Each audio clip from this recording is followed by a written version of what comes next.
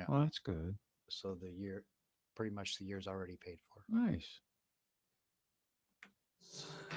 I've been declared the winner, 'cause I was blind. Good afternoon. It's Anthony Sadi here, Men of Impact podcast in Corona, California at the studios of Hope Recovery.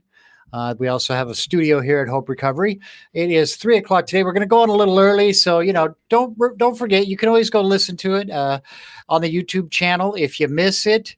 But also subscribe, like, comment, and ask for to be reminded that when we're on. Please, that helps us out. Helps us get the message to more people.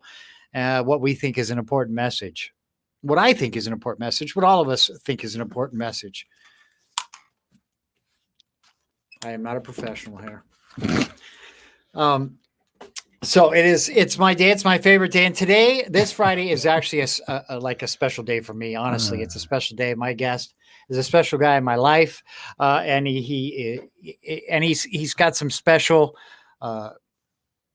nuggets of wisdom for us, I am sure, because he always does, my buddy Cannon. But before we get started, he is also we're sort of an origins show, but we're going to call it Prevents Piss Poor Performance, because it's one of the things this guy, since the last time we talked, has at least I understand it. I don't necessarily follow all instructions at all times, but who does? So we're going to get started in a minute, but again, Men of Impact was started as a Bible study. Listen, guys, we still do that Bible study. It's Men of Impact with a K. We still do that Bible study every Saturday morning, 6:30 to 8 a.m.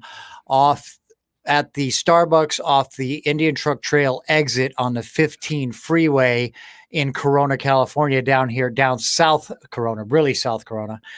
We do that every Saturday morning, 6:30 to 8 a.m.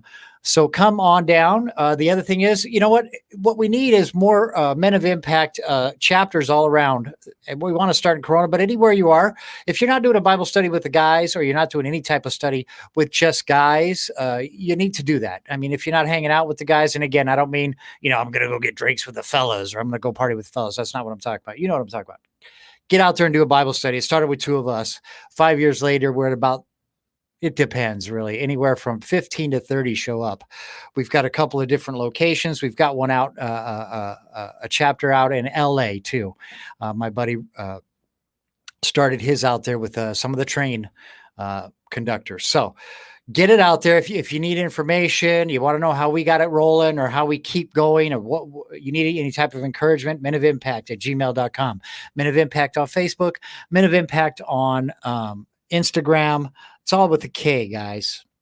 I'm not exactly sure where it all came from, but we're going to find a little bit out about that here tonight.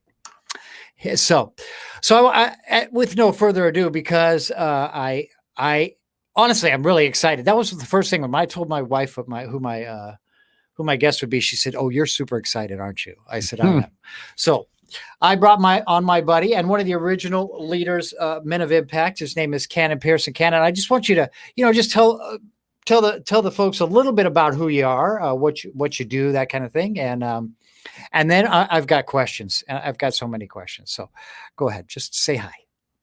Well, you're far too gracious and far too nice. Let's see a little bit about myself. Married 20. I better get this one right since it's partially a marriage show, right? Not partially. Married 26 years, 3 kids. I've got 21, 18, and 14.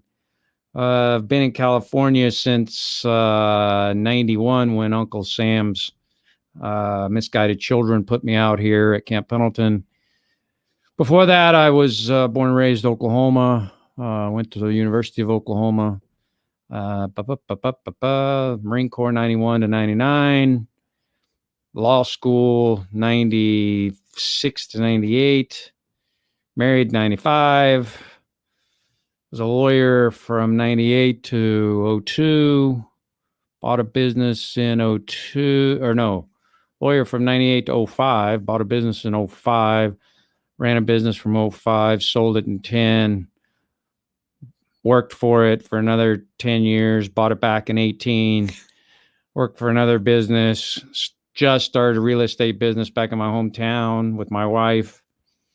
Let's see, South Hills, one of the originals, was part of the group that helped build South Hills at its current location. I remember when I first started out at South Hills, up at the junior high on Citrus, then down to the field in a tent in its present location, and built the first structures, which are the 10 building structures. And then we raised enough money to build the permanent facility.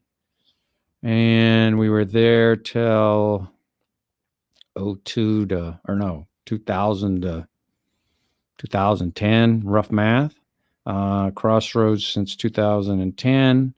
Men of Impact probably started 2003, maybe 3.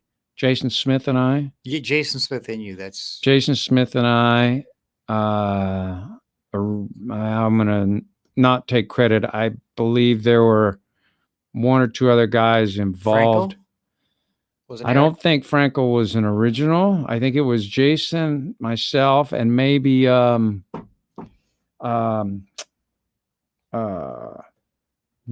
Phil Bierman. I think Phil Bierman was originally involved. I know I'm probably missing some guys, but we all got into it with Billy's encouragement.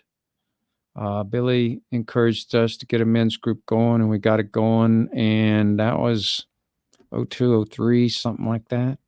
I think you came along, 05 maybe? 04, 05. Yeah.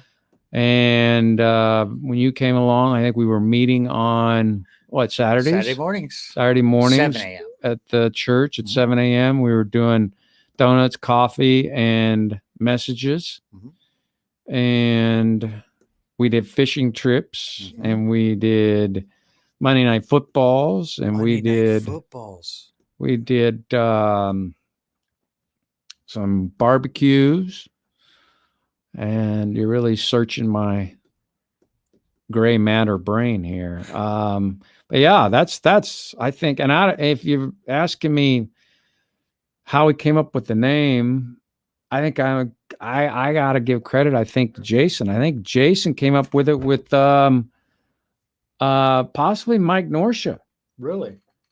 They were riding the train together way back when, and Jason, Mike Norsha and Jason were riding. We're riding the train together, and I think Jason was doing some witnessing to Mike before Mike became a full-blown Christian. And again, I'm getting old, so my mind's not what it used to be. I think they came up with the name while riding on the train together. It'd be interesting to figure out why put a K. But I like it better. I think it was something different. I think they were, Norsha's a marketing kind of guy. Yeah, that's with true. A marketing background. And I think they were kicking around a name and they wanted something to stand out. And I think they swapped the K in there and that's kind of where it came from. But the name was out there, and the Iron Sharpens Iron was out there when you got there, wasn't it? The name was, but not the Iron name, Sharpens not Iron. the Iron Sharpens Iron. That came along, I think, with you and Jason later on. Yeah. So, yeah, that thing. And that's how it started. That is how it started. And it was. I remember walking in the first time because it was my first. I had been to one men's meeting. And that was the first time. And I don't know if it happened. I don't know if it happens for every guy like that when they go to their first Bible study. But when you're sitting there with a bunch of guys, you know how guys, our brains are, nobody's going through what I'm going through. Oh, yeah. And I remember our first couple of meetings, Jason and I, we were doing a lot of video stuff because it was just easier, and guys seemed to pay more attention to the videos. We do Andy Stanley stuff. We do different people that had some video stuff, and then we do table time at the end of it. We'd split up. There'd be 6 guys or so at a table, and we'd do a leader type of deal. And it was kind of like a small group setting in a larger group format, and to a T.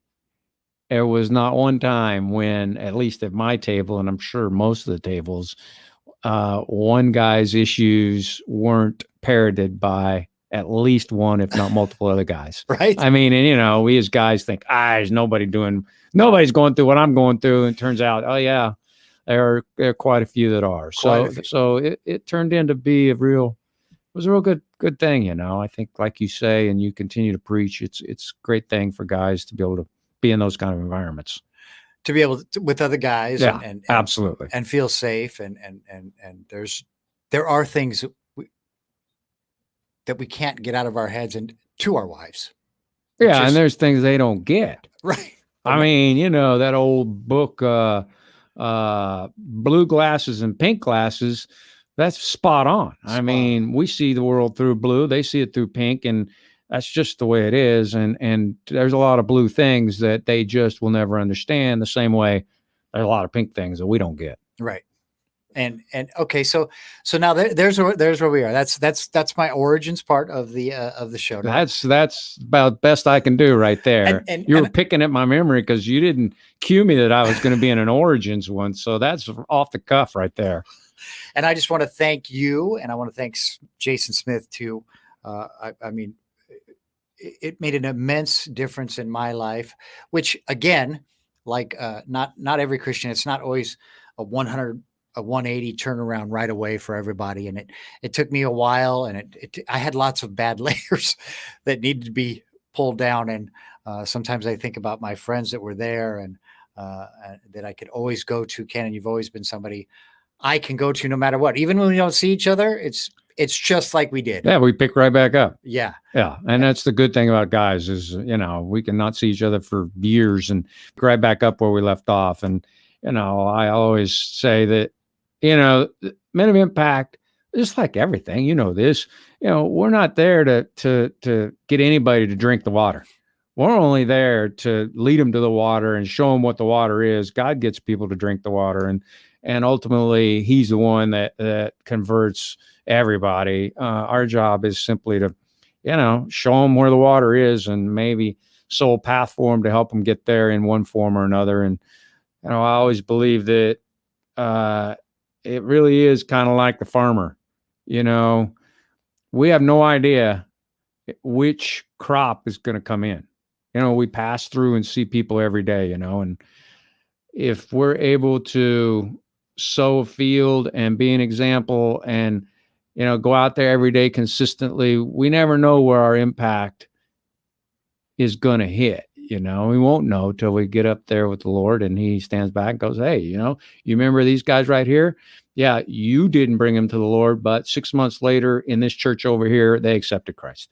And it was because you got the ball rolling. You planted the seed or a seed, and then it was watered by somebody else down the line, et cetera, et cetera. So that to me is the piece that I think men sometimes forget, that we have a huge impact on all of those around us just by being consistent Christian man to the best of our ability. And I fail every day, you fail every day, but we pick ourselves back up and try to continue to be an example, be there for our brothers. Be there for our brothers, and just continue through the grind, and take joy in the grind. Right. And I'm just so glad you say that, because I know that there's a lot of guys out there so that, that the grind can wear you out. And, and if you take joy in the grind and remember that the grind is, what the grind is for. Who we're working for. We're working for Jesus. I mean, that's it. That's it. At the end of the day, grind is what the grind is. If you remember who you're working for and ultimately what you're working for, you get up every day and you slap on those boots and you go grind. And that's what we do. And that's what a man of impact does. That's the goal. That's always has been. Funny story. I had my guest last week. I don't know but my guest last week was Dan Martin. And we were talking about adversity that he suffered. Right? And he was talking about this one time in his life that this guy turned to him and said, "What are you doing? What do you got? One foot in and 1 foot out? And what are you dumb?" And he just kept grinding him and grinding him when he was having troubles in his marriage. He said, you've got to either, and this person said, you've got to either commit or it's not going to work for you. Yeah, that's probably after the show, he told me it was you that told him that. Yeah, Dan and I go back a ways, and he was telling that story that I don't know. I mean, I hear you. You don't know. I think God gives us the words. I don't know, because I'm not that smart. I'm just not. And I think God in every situation gives us the right words. At that time, at that place, I happened to say a few things that impacted him and caused him to do ultimately what he did and preserve a marriage. And now here we stand. That had to have been at least 15 years ago, 15 years later, and they are as happily married as they could be, and great kids, and are a beacon of light to all those around them. So, I don't take any credit for it. I just happened to be in the right place at the right time and planted the seed, and God did the rest. That's right. And but to be able to have those kind of, but those responses that you had in those situations, that's what we call integrity, right? That's something that a man of impact has to have, is the integrity to say those things, even though they might be hard. Where I came from, I didn't have those friends. No, they had been completely the opposite. Screw that girl. Let's go out and get drunk, or let's go this. Yeah. Forget that girl. She's just hurt. You know what I mean? And I know that there's a lot of guys out there that those are their friends. Mm-hmm. And I'm here to tell you that you want to at least hang around. I'm not saying ditch your friends, because you could have a positive influence on them later. But I can tell you that I have an entirely new set of friends. Yeah. And it all started at Man of Impact and at that church. All of my friends that I still talk to all the time, or that are my guys, and I always say that, my guys, come from that church. Mm-hmm. And that's that. Anyway, so one of the things I wanted to ask, so you come from Oklahoma, that's a Bible Belt, yes? Yes, it is. So did you grow up in church? No, I did not grow up in church, actually. My parents, church was not a big thing for them. My only churching was, I kind of sort of grew up in a farming community. So I used to do a lot of work out my buddy's farm, and his grandparents used to take us to the old farm community church in the country. Every Sunday you had to dress up and go to church. If you stayed the night because you've been working or whatever, that was church, and it was, the ladies and the guys all in their Sunday best, and the kids, you were dressed up. And that was my version of churching. And I did not become a Christian, actually, believe it or not, till I was in the Marine Corps. In the Marine Corps, of all places. Interesting. I was in the Corps, was in Okinawa, came back from Okinawa, and in Okinawa, you're one of three things. You're a weightlifting jarhead, you're a drunk jarhead, or you're a Bible banging jarhead. And I managed to pull off two of the three, the alcohol and the weightlifting.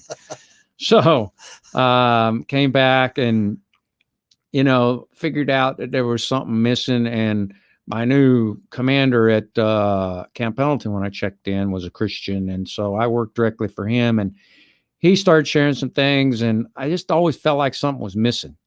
And, the more I worked with him, and, we went in, different places across the world, and, I saw the way that he interacted with people and saw the way that he handled himself. I just felt like that there was something definitely missing. And it's around the same time, that would have been 93. So August of 93, I met my wife, and she was Christian, grew up Christian home, the whole 9 yards. So their impacts on me ultimately paved the road for me. I accepted Christ in 94. My commander baptized me, and I became a Christian, and that kind of paved the road for me. But yeah, I tell people I became a Christian in the Marine Corps, and they're like, really? I said, yeah, I know it's different, but there's no perfect way, right? I mean, everybody's got a different story, and it don't matter how you get there as long as you get there. Got to get there. Doesn't matter how you get there, but it will make life easier if you get there. So you got married. Well, you married a Christian girl, and you got married as a Christian. So you had all your children as a Christian. And see, now that was a question I wanted to ask because I didn't know that answer. Yeah, I did. So, and I didn't know that you figure somebody who grows up in Oklahoma grows up in a church, 5 days a week type of thing. I mean, wow, that's that's why I asked. Yeah, some of that's a certain misconception. I mean, it is the Bible Belt. There's a church on every corner. That is true. That is accurate. But it's interesting. Church back there was still very Sunday best, suit and tie, fire and brimstone, whether you were at the Episcopal, the Presbyterian, it didn't matter. The denomination was still very much that way in that'd have been the 70s and the 80s. I'm dating myself now, but not near what was one of the things that I was floored the first few times I went to church out here in California, and dudes are showing up in shorts. Yeah. I'm like, whoa. I might like this. And the messages were different messages because it was, very evangelical and very, less fire and brimstone and more, that, and the music was so much different than the pipe organs and all that. So it is very, very much a different style out here that I think helps cement it and make it, because if it had still been all fire, brimstone, and Sunday best, I don't know. You don't know if you'd have made it. I don't know if I'd have made it. I mean, I'd have made it, I think, but it just aided and assisted in, man, okay, this is a different vibe than what I remember it being. It was a different Jesus. Yeah. You're learning about so much Jesus. more than, what not to do. And, you're going to hell if you do this and that and this and that. So I think, the church's transition from the 70s to let's call it the late 90s, early 2000s, it was a pretty big transition, getting away from more of that dogmatic, in your face type of stuff to more, hey, look, you need to meet people where they are. Right. And not everybody is right there. So, yeah. Most people aren't right there. No, most people aren't. It's not really going to work for you, which is, so coming there, and I'm going to get to it, but there's so much more that I needed to know, but I'm going to get to one of the things that I think every married or getting married couple, and I say that partially because I have two young married children, one married a little almost 2 years with a grandson coming, and one just barely got married in December. So it's one of the things that I think everybody should know, but I'm going to get some context on this episode that I didn't get last episode. Okay. When we talk about it. And the context being is, so, and just to skip forward a little bit, because you know what I'm talking. We're going to talk about the annual meetings that you and your wife have, right? Oh, or the annual goal setting. Yeah, right? Goal settings. Yeah, I've been doing them for 26 years. Right. So we're going to talk about that. But here's the context I'm asking. Was that in the beginning, was that who you were? Did the Marine Corps help form that part of you? Is it who your wife was? It's a myriad. This is a big, because the other part of it is because some of those sometimes during those conversations, I think we even discussed it last time, even people who've been doing it for 30 years, you might hit some difficult spots in those conversations where one has this idea for here, one has that idea for there. And those can be difficult conversations without people feeling blame or feeling blaming. And that can be for somebody who doesn't have that experience. Let's say next year, somebody's going to sit down, a new couple, right? And have that conversation. Those could be some very difficult waters for them to navigate. Right. So that's kind of what I want to talk about. And it's also very impressive with me because most people have this idea about what a Marine is. and you're still having those difficult conversations without possibly with some people might think a different way because of your Marine background. Does that even make sense? Not really, but we'll go with it and let me see if I can flesh out where you're headed. Yeah. So let's start with we're talking about what my wife and I have done since the first year of our marriage. So for the last 26 years, we've gone away. Just for your audience is maybe listening that has no idea what you're talking about. Yes. So for 26 years, we go away, and we don't necessarily go away. It can be dinner, it can be whatever. But we go away at the start of every year, and we have a goal setting session. And that goal setting session is split up into different categories. We discuss, everything from family to money to personal careers to religion. Not in religion when I mean, okay, how many marriage seminars are we going to try and do this year? To financial, and financial is always a big one, to the house, to we end with vacations. And so we discuss each of those, and we don't make it this 5-hour long event, but we discuss each one in turn and talk about our goals for the year. So we set year goals, we set 5-year goals, and we set beyond goals. So I still remember year one, and we write them all down, and we keep them. And to the best of our ability, we've missed some years. Some years we were on it. We'll go back mid-year review, check off the ones we've hit, and talk about the ones we haven't hit, and modify, and blah, blah, blah, and move on. Sometimes we do, sometimes we don't, but most years we're pretty good at it. And we break it down. And I remember we're living in an apartment, first married, and we put on there, okay, well, how many kids do we want to have? Well, we put down 2. And when do we want to buy a house? We put down, okay, we want to try and start looking to buy a house in whatever year it was, right. And at that time, 95, I was in law school. So she was the only income. And so she was working, I was in law school, and we put down financial goals and where we wanted to go to church goals and marriage seminar goals, and tried to put down things that were tangible that we could write down and strive towards. And, there were difficult conversations. I mean, when she's the only breadwinner and, I'm going to school, the budget's pretty dang tight.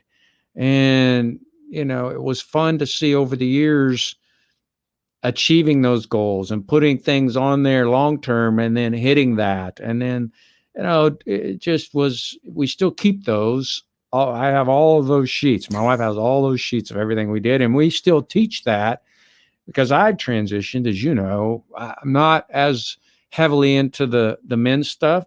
My wife and I counsel young marrieds before they're married. Okay. So we do a young married deal at Crossroads, and we do premarital counseling for couples, and we've done half a dozen or so over the last couple of years. That's one of our topics. And that's one of the things we hit is goal setting, having the difficult conversation, because it does open the door. It allows you to have a conversation that's tough, that needs to happen, because a lot of guys won't talk about it. There it is. They won't even talk about it. They don't want to talk about the financial side of it. Let's talk about finances, because that's easy. And that's probably one of the top 2 big ticket items that drives couples to divorce. Well, sure, everybody can agree on where they want to go to vacation. Right. Vacation's easy.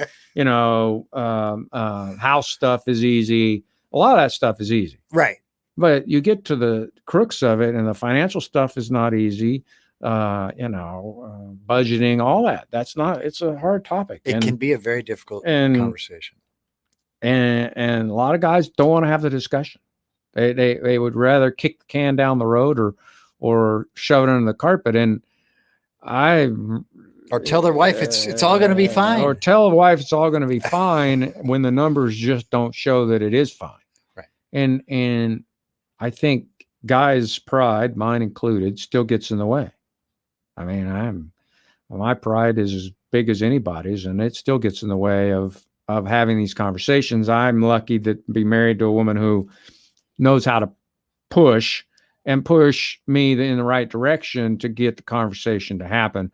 And that's probably the other thing we've learned over 26 years is you learn how better to communicate.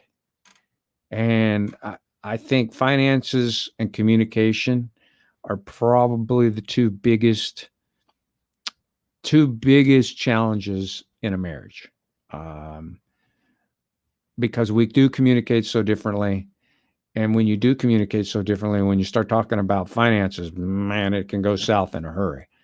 So I've learned over the years through my own reading of a ton of marriage books, from Mars and Venus to Spaghetti and Waffles. At all. I mean, she and I probably read, dozen of those books early on the first 5 years of our marriage. And it was a huge learning experience for me coming out of the Marine Corps, being a guy's guy and going, okay, I can't think like that anymore in this marriage. And I'll tell you, I still to this day tell people all the time, I say, couldn't recommend enough for people that have just gotten married. Andy Stanley, iMarriage.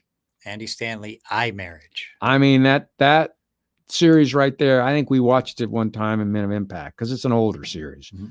But it really hit a home run on the selfishness aspect of marriage. Because if you think about it, we're all selfish, right? Some of us worse than others. And then you enter a marriage and you got possibly two people who are selfish. Somebody's got to give. Yeah. And that's a hard thing for guys to do. I'm lucky that my wife is pretty easygoing. I'm pretty easygoing. We're both selfish in our own ways, but it's not to the detriment of the marriage. So, but that's been learned over years. That's been learned. It's been learned. It didn't, hell. And you had to want to learn it. Yes. You had to want to learn it. Right. I mean, everybody who says it's easy is nuts, and you can use all the cliches you want, but you have to want to learn. You have to go into marriage, in my opinion, that divorce is not an option. It's not a spoken term. Because God put this together, and I'm going to fight with everything in me to make it better and make it the best that I can make it, because, that whole 3-chord thing with God, husband, wife, and a holy Trinity there, that's a huge deal because he so blesses a marriage that is connected and walking step to step with him. And that is obviously a large need here in this country and in this world these days. Oh yeah. I mean, I could get on that conversation and spend another 2 days talking about that. But I think I think it's imperative that guys realize that, God calls them to do their part. I mean, this is not a one-way street here. You don't get to marry your wife and expect, your wife to become your mother with fringe benefits. That ain't the way the world works. I'm hoping that guys are going into marriage going, okay, this is a partnership. We are equal, and with God's help, we're going to be blessed and go forward. But this is a partnership. This is not a one-way deal. I need to give up part of my selfishness for the good of the union. And I think that's where so many, you have these conversations with people that are getting married, and I had one couple that it was like our second meeting, and the girl, it was all about her, and the guy, we're literally sitting there at the table, and I looked over and I said, look, I think you guys need to go home and talk about whether you need to get married or not. And, after their jaws came off the floor, that, because it's supposed to be premarital counseling, but I'm like, look, I don't owe nobody nothing. That's right. This is the way I see it. You can take it for what it is or not take it for what it is. Don't matter none to me. But you guys got to go home and have a conversation about marriage, because you're not in a place where the two of you are even close to walking lockstep. This is like a one-way street here, and the poor guy is just taking it, and it's obvious it's not going to make it. And so we sent him home. They had a long conversation. They came back and they did the rest of the thing, and she thanked us because she said nobody had ever said that to her before. She goes, in my whole life, my parents, nobody had ever called me out and said that I was a selfish, you know what, and that this marriage wasn't going to make it if I didn't change my ways. She goes, I went home and we talked, and I recognized some of that, and and they're still married and chugging along today. So I think that's a huge deal. I do too, and I'm glad you said that too, because I'm not gonna. It's just too big for me. Okay. I'm glad you said that, because that is one of the things that I was going to ask you about having those difficult conversations, right? And so I wanted to know this goal setting annually, was that something passed down in your family? Was that something passed down from the Marines? Was that a canon thing, or was that a Julie thing? No, my wife read it in one of the marriage books. No, she read it, and it had chapters at the back that gave some suggestions. And she said, hey, I think this is cool. Let's give it a try. Lo and behold, we gave it a try, and we're still doing it. And there's an important piece right there that I know people missed. He said, okay. His wife came to him with this, and we're roughly from the same age group, right? Yeah. So a Marine, from our age group, came to me with this girly thing. Yeah. Right? But the guy side of it was, I like goal setting. I like to see boxes checked off. I think success feeds success. And if you can't see it, and if you're not planning for it, then how are you ever going to achieve it? So I took it from that side of the fence on, right. Hey, this is kind of cool, because we get to see what we accomplished. What did we as a married couple accomplish this year? And I thought that was, I thought, we do so much individual stuff. I mean, you can't go into a company now that says, okay, what's your goals for this year? Or what's this or what's that? Or, but I thought it was cool that this was something that as a married couple, you got to do together, and you got to check boxes together, because I still see it today as is bringing the married couple even closer together, because you're doing something that really is encompassing your entire life. It's encompassing finances and house and kids and all these things that you do daily. It encompasses it all. So you get to enjoy that feeling of succeeding, and you get to have conversations when you don't succeed and say, okay, what did we do wrong? Where did we go wrong? Why did we blow our budget completely out of the water? Or whatever it is, and have a frank discussion about that and go, okay, well, gee, Cannon, you spent too much money this month on fishing gear or whatever it was. Right. And you have to go, oh, yeah, that's right. I did. I blew the budget, and I need to keep an eye on that, correct it. And down the road, because we're both going to blow it. She blows it. I blow it, but coming back together and admitting that becomes easier and easier and easier to stay on track, because then you're like, oh, no, I don't want to be the one this time. I don't want to be that guy. Right. And you're cognizant and you're aware, hey, this is important, because that budget is saving for a X, for whatever the X is in vacation, house, car, whatever, and if I can keep it on track, then we can achieve X that much faster. And that was a big thing for me, was the goal setting and seeing successes and building on successes as a married couple. And you have to be intentional every year. It has to be done. It's easy not to do it. It's easy not to do it, right? Right. I mean, don't get me wrong. There's some years I go kicking and screaming. I'm like, oh God, seriously, again? I thought we just did this. She's like, yeah, a year ago. So there's some, I mean, I'm not going to tell all the guys out there that, every year I go, with bells on my feet and a skip in my step. There are plenty of times where I'm like, oh, okay. But when it's done and over with, I'm glad I did it. And when the goals go up on the board, because we post them on the board, and she checks them off as we accomplish things. And like I said, 6 months, we try to go and review them again and check them. And then at the end of the year, she brings them back and there's a bunch of checks or whatever. It's a satisfying feeling that we were able to together accomplish whatever it was we did that year. And we don't check them all, not even close. But who does? You're never gonna, right? I mean, I'm happy if I'm, batting 300-400. That's great, right? Because we've done that together, right? So now that you said that, you posted them on the board. Did you post them on the board where your kids could see? When they got old enough, we added them to the mix. So once they got to be, probably junior high.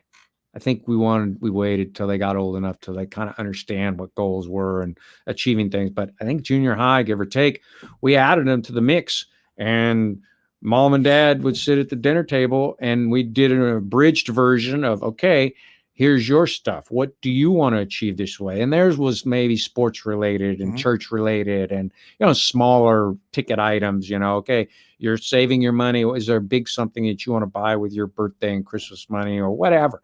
But we did much smaller deal for them, and they grew into that. And we continued that with all of them until they've graduated high school here for the most part. 2 of them are done now. Third one's going through, but they're still included in some way, shape, or form on our goal setting, because our hope was that they take it into their marriages and they use it for their lives down the road.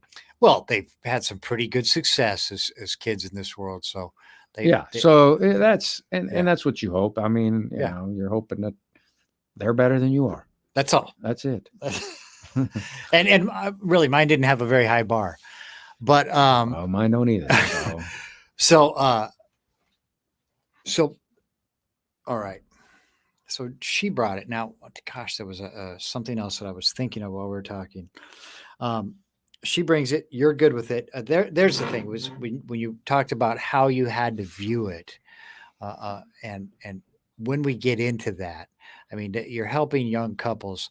How do you help them? Because in today's culture, feelings are such a large thing. Which is difficult for me because my wife would tell you I don't have any. That I'm a 2-layer onion. That is it. And that's probably true. I'm here to tell you that Cannon's not the guy to pull punches. That's for sure. He's never been that way in my life. And so I know he's not that way in anybody else's life. And that's, I guess that is we don't want to say pull punches because you're not, I've seen you be mean, but only to the guys.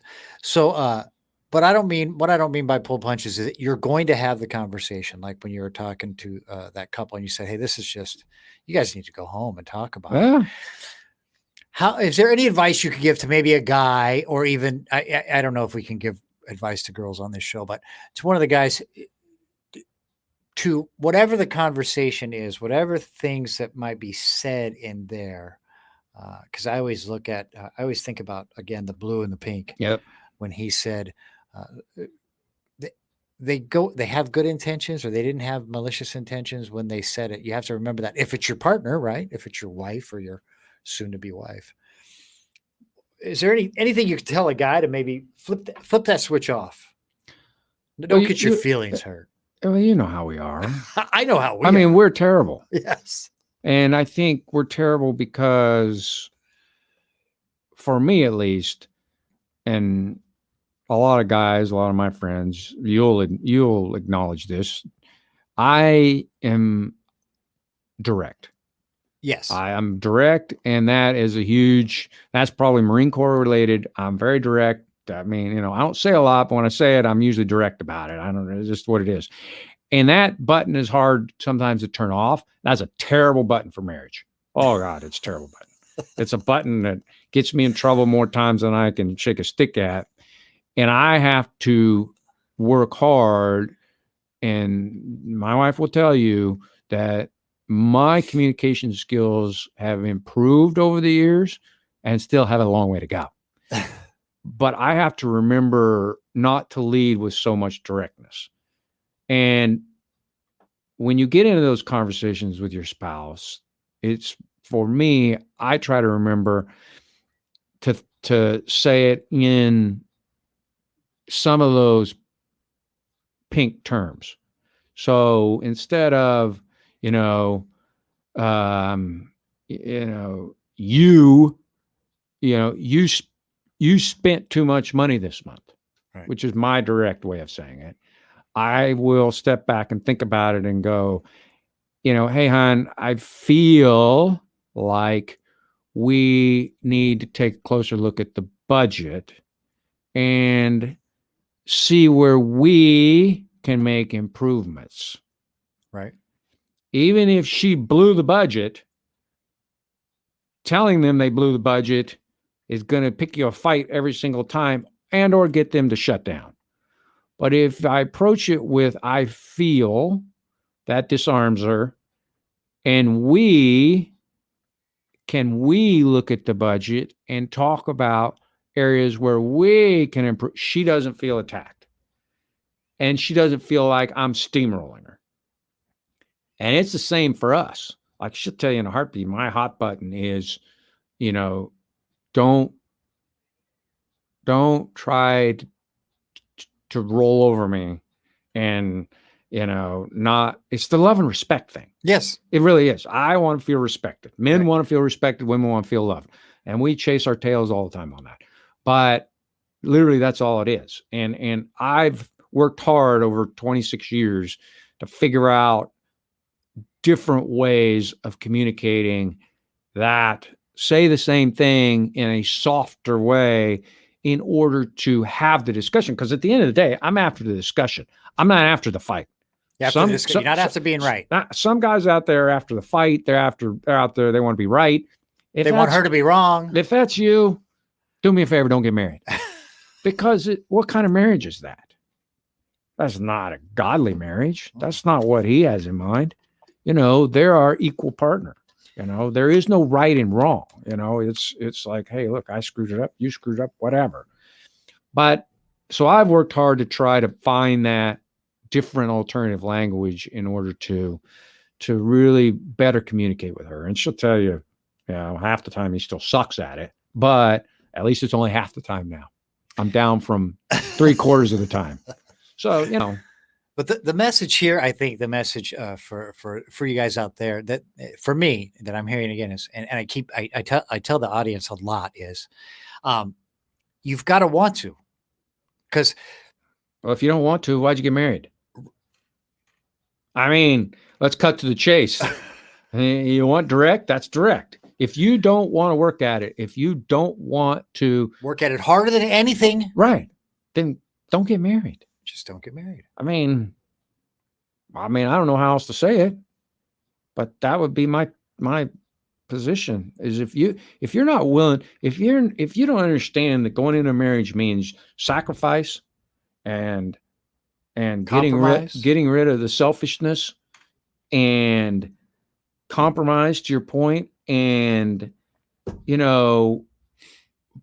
picking which hills you really want to die on. Yeah. I see all the time people pick hills to die on. I'm like, really?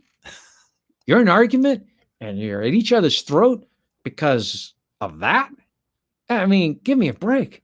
Just let it go. Life is too short, and people, guys are like, I ain't letting it go, because then, she's walking all over me. No, she's not. Who cares which way the toilet paper rolls? Let it go. It's not a hill to die on. Let it go if she wants to that way or that way. Who cares? Move on. And I think a lot of times we get hung up and wrapped around the axle as guys. We want to die on every hill, and that's no way to that marriage ain't going to make it. So it's a hard work, and it's the hardest work I've ever had to do. And the work is, right, again, to clarify this, so everybody out there, the work you're doing is on you. Oh, yeah. It's not on your wife. No. Oh, heck no. You know the analogy. You know my favorite analogy, right? So marriage is really pretty simplistic, right? So this is so God says, okay, Ken and Julie, right there is your boat. I want you two to get in the boat, and that paradise out there 5 miles away is where I want you to row to. That's my paradise for you. Okay. So we're single people, right? And we're walking to the boat. We get married, right?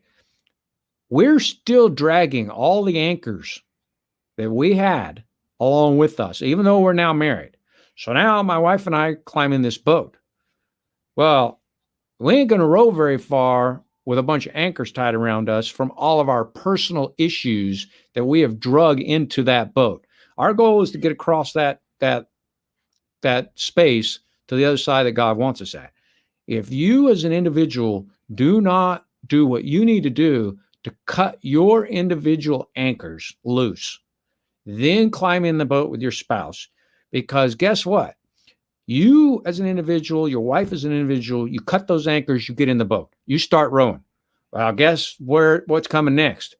God's going to send a hurricane right down the chute there and toss your little boat to here and fro on your journey across to him. Well, if you can't even get off the beach because you're dragging anchors, then you have no shot at getting to where he wants you to be. But if you can cut those anchors, you're going to have enough challenges that God's going to throw at you as a married couple. And where we fall is too often people are climbing in that boat with an anchor or two still attached and trying to take on the storms of marriage while still dragging their individual anchors along with them. And inevitably the boat sinks. And that's just an analogy I've used for years of what marriage really is that you're just trying to cut your individual anchors as best you can. You're never going to cut them all. You're never going to cut them all, right? Cut them all. Never, right? But 26 years of marriage, no, heck no. I still got them. I still can't communicate where they hoot. But you get in the boat, you've got a lot of challenges ahead of you to get to the other side. And God's going to get you to the other side. But he never said it would be easy. And marriage is a tough nut. That's a tough deal. But man, you climb into that boat with a ton of individual stuff, it just makes it so much harder because inevitably, one or the other who didn't get rid of as many anchors as they could, the other one's doing all the rowing. They're doing all the work. And they're going to get tired. And eventually, who knows what's going to happen. And eventually they're going to have to throw the dead weight out of the boat. That's it. So, and you hate to be so simplistic, but I'm a picture guy, and pictures to me and analogies for me, it's kind of like Jesus, I like the analogies. I like it because it cements a better picture in my head of what I need to do. It's also encouraging because, not everybody looks at it that way. They look at the, I read something the other day. It said things begin as a sacrifice. Then they turn into they begin as a sacrifice. Then they turn into a grind, right? I see Christianity the same way, or being a man. Things start as a sacrifice, marriage. It turns into a grind. From a grind, it goes to life. And from life, it goes to freedom. And that's kind of how marriage is, right? It starts as a sacrifice. You better be sacrificing, dude. Yeah. And if you go into a marriage, I'll tell you one of my favorite analogies about marriage. Men and women, marriage is something completely different for them, right? For the most part, women as a whole think about marriage their whole life. They've got scrapbooks. They've planned it. Cinderella in the castle. Right. They know who their maid of honor has been chosen since they were 8. Right. It's just this thing, right? Men think about marriage right after they say I do. Right? on a whole, which would be the equivalent of going to the Olympics and training right after opening ceremonies. Sure. And that's what guys do for most everything anyway. right. I mean, why should marriage be any different? That's what we do for almost everything. I mean, come on, that's normal for us. That's the way we're built. Right. Sadly, goodly or badly, right? Right. So it is what it is. That's the way God made us. We have different obstacles to overcome, So that's what I'm saying. So guys, if we can latch onto that going into the marriage, you are already decades behind. Yes. And they're not perfect. No. So they've got a lot to figure out. Yeah. And you're decades behind. So if you don't want to get down and learn, like one of the things you were talking about, you and your wife, do you guys go to a marriage conference or a marriage seminar every year? I'm not going to say yes to that. Okay. We went to one. Our last one we went to was like 2 years ago before COVID. And then we haven't been to another one since. But it's back on our goal sheet to do, one a year, and just because we think it's important. And that's another thing. Again, I just want everybody to listen, and I'm going to reiterate some of what I think is an important piece, because I haven't done that. Me and my wife need to go to one this year, but I think is an important piece of marriage too. Is again the willingness to work at it, right? It's got to work, and you've been to who knows how many, several, right? And you've read who knows how several. many, and it's still on your goal sheet for next year. Yes. Because, because there's always something in it, right? Have you ever been to one where you didn't? No, I've never been to one where I didn't learn something. But here's the thing, and this, the scary part is that the statistics are changing. The statistics now are divorce for 50 and olders is higher than for 35 and youngers. Oh, I didn't know that. Yes. So the gray divorce statistics are through the roof. And so I look at that, my wife looks at that and go, well, we better keep going because you're transitioning into such a different stage of life that, how many couples do you know that lived their entire marriage for the kids, got to the end of the road, the kids were gone, and they looked at each other and said, I don't know you, and I don't know you, and divorced as soon as the kids were out the door. Yeah. And that's what the statistics these days are starting to show, is that the gray divorce is at a huge rate. And so she and I look at it and go, well, you can't stop now because we've got to keep learning, because we're entering this new stage, where we need some new, arrows in our quiver in order to continue to move forward as a couple. And again, it's important. Yes. Yes, it's important. I mean, I think that why I'm reiterating, right? No, I know because guys, there's guys out there that are going, these two morons, what do they know? And I'm like, yeah, I don't know much. I really don't. I know it's been a lot of work. I know I've been at it for 26 years. I know I have a great marriage. Now, more than half of that is because I married a great woman. She's amazing, and she makes it so much easier. So I'm blessed there because God paired me up with an absolutely great spouse. So I give her most of that credit. But we have worked our, what's off to get the marriage to this point. And I'll speak for myself, not her. I love where we are today almost more than at any time in our past. I mean, it just kind of goes. We just connect. We are enjoying what we're doing. She's enjoying herself, where she's at in life, and it's just a lot of fun. And so I look at it and go, I think maybe this is kind of what God kind of thought, maybe. At the beginning? I don't know. Right. I can't wait to get up there to ask him, hey, was it what you were thinking? Something like this? But it takes a buttload of work. Right. So, yeah, I think that guys... And a buttload of effort. I think they're under the misconception that, oh, man, just get married and, it's just going to continue right along just like it was when we were dating. Yeah, no. And, kids will come along and wrenches get thrown in and storms come about. We'll get through it. Yeah, well, you might. but it's a big deal. And you know the rules. Never stop dating your wife. Never stop dating your wife. Okay, we got just 25 seconds. Yeah. If you what got do you want to ask me? Nothing. You say hello or goodbye to anybody you want to say hello or goodbye. Oh, we got a hard close. I gotta go. That's I have to go take my daughter to her banquet. So thank you for having me.